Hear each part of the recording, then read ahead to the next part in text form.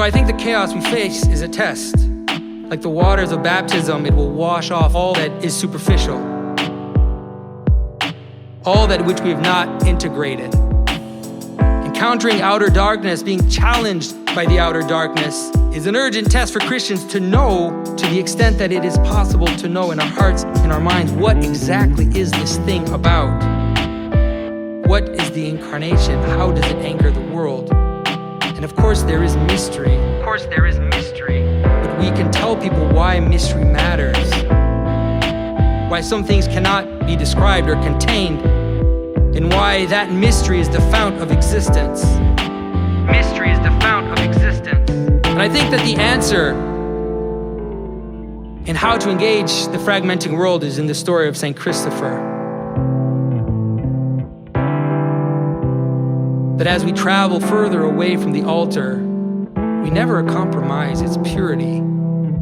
As we move to the nave and through the narthex, as we move out and candlelit procession out into the world, our compassion grows as Christ's compassion grew, facing the adulterous woman. We move out and candlelit procession out into the world, our compassion grows as Christ's compassion grew, facing the adulterous woman.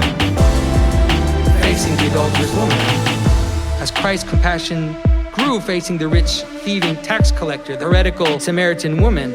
All of this we can do without compromising the purity of the altar, the rigor of the sacramental life. Christ protected the purity of the holy place. He cleared the temple of lies and corruption. And Christ can hold a whip in his left hand and bless with his right hand. We need not confuse the altar with the narthex. And in fact, we offer that very structure to the world, the very structure of the church itself, as a ladder. And we're willing to plant that first bar, plant it unapologetically into the mud, maybe into the very belly of hell, where we know that it reaches all the way to the heaven of heavens.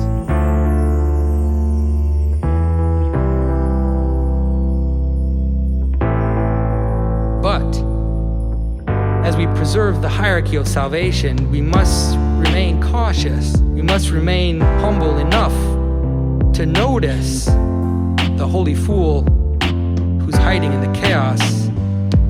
The exception reminds us that hierarchy is for us and not for God, who is beyond all distinction.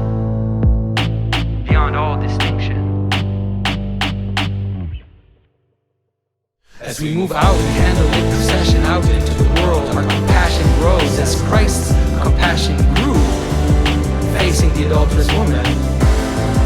As we move out in candlelit procession out into the world, our compassion grows as Christ's compassion grew, facing the adulterous woman.